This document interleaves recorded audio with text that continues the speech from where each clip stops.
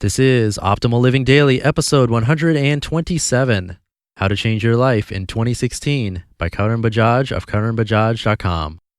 Get ready to maximize your potential with Optimal Living Daily, the podcast that brings you the best in personal development and productivity every day of the week. Your optimal life awaits. Now here's your host, Justin Malik.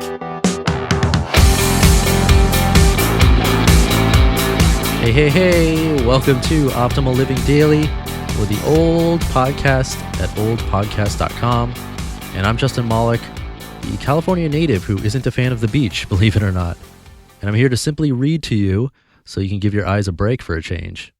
And I'm back with an author that I first introduced back in episode 109, and that's Karan Bajaj.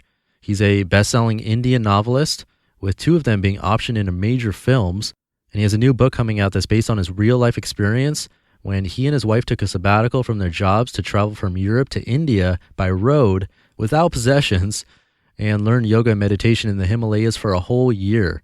The book's coming out in May. It's called The Yoga of Max's Discontent, and he's got an amazing promotion right now if you pre-order it.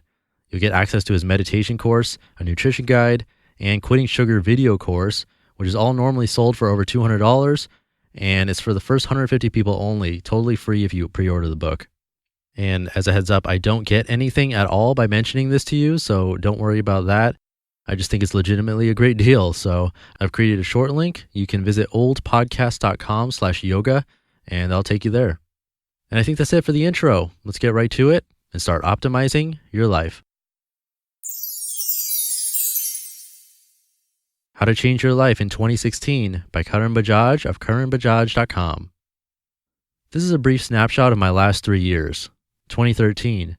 Started the year as a senior director in Kraft Foods in New York. Ended the year sleeping on the floor of a yoga ashram 50 miles from Madurai in a forest in South India. 2014. Started the year as an unpublished novelist with 60 rejections. Ended the year with an international book deal with Penguin Random House. 2015. Started the year in my dream job as a chief marketing officer of a Brooklyn-based startup. Ended the year going full throttle to launch the Yoga of Max's Discontent in the US. This isn't a humble brag kind of a post. There's no straight line of success here. Rather, it's a series of starts and stops, a zigzag line of coming more and more into myself, all of it predicated by a hunger to constantly reinvent. Reinvent, build things, then tear them down, then build a new thing again, because stasis is not an option. If you aren't moving forward, you are falling back. So if you're ready to embrace a little turbulence, a lot of fear, but that weird heady feeling of excitement in your gut, then this is your guide on how to reinvent yourself in 2016. Note, I won't tell you to exercise or meditate. You should do those every day, of course, but they are enablers to the goal, not the goal itself. Don't put all your mental energy into running a 10K race. If your goal isn't so insurmountable that it slashes your insides, then it's not a goal. So here's how to change your life. Number 1, create, or prepare to create. If a man's life is measured by the extent of its impact on others, then don't push paper around. Create stuff that's going to enhance people's lives. A product, an idea, art, a book, a philosophy, a company, an agency, a new way of doing things in your job, whatever. The world will disproportionately reward the creator. It's simple supply-demand economics. 2% of people are creating art, 98% are consuming art, 2001 census. 13% of people are entrepreneurs, 87% of people work for them. 10% of executives in a company create new systems, 90% follow them, Gallup. Be in the top 2%, 10%, 13%, and get results ahead of the majority. And the results aren't just financial. You lose your sense of self, experience an instant of divinity, become truly alive when you create. Stuck for ideas? Maybe it's time for that long overdue sabbatical. And try it. You'll never regret it. Number 2, start a side hustle. I've been in marketing roles with Procter & Gamble, BCG, etc. since 2002, so I can tell you with some confidence that the last 3 to 5 years are a watershed in business history. With Facebook advertising, Instagram advertising, and continued improvement in search/AdWords, etc., you can reach the exact target audience for your passion product in incredibly cost-efficient ways. 7 years ago, when I launched my first novel, Keep Off the Grass, my only option to reach my readers was to hire an expensive PR agency that begged media outlets for coverage. This year, when I launched The Seeker in India, I reached everyone who had read similar books at a fraction of the cost. Old models are changing. Barriers to entry are crashing. The balance of power is shifting to the Davids. If you have a passion for anything, photography, writing, playing the guitar, whatever, you have no excuses anymore. Start on the side today, 2016, become excellent in 2017, and you'll start making good money off it in 2018 and quit your main gig in 2019. Work your guts out to become excellent. That's the only requirement the world is placing on you today. Number 3, read like a maniac. Work in the morning, play with your kids in the evening, do your side hustle in the night, then from 10 p.m. to midnight, read until your eyes burn. Don't read everything you can lay your hands on. Plant a seed in your mind and nurture that seed by ravaging it with the best ideas in the world. In 2015, I planted a seed in my head about creating my own independent income stream. So just like I'd done in 2013 with meditation and 2014 with writing, I read 50 plus books to nurture the idea. Here are 3 examples. Until this year, you never have found nonfiction or self-help on my bookshelf. The Millionaire, Fastlane, horrible title, great book. The Art of Non-Conformity, Think and Grow Rich. These are the snapshots of the blogs I follow daily. 4hourworkweek.com, Gary Vaynerchuk on YouTube, JamesAltucher.com. I don't know the impact of my reading. Perhaps I change 0.5% for every book I read, but that's the magic of compounding. If you're changing 0.5% each day, it's going to add up at the end of the year, and your world will transform. Number 4, shun busyness. Do you feel you are rushing too much, or your schedule is so packed already that there's no time for a side hustle? Then carefully scrutinize your day and ruthlessly eliminate the 80% of relationships that are adding less than 20% of emotional value to your life.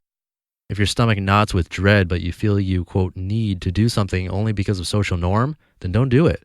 You're not helping anyone, not yourself, not the person you're supposedly doing things for. Remember, growth equals the number of difficult conversations you're having every day.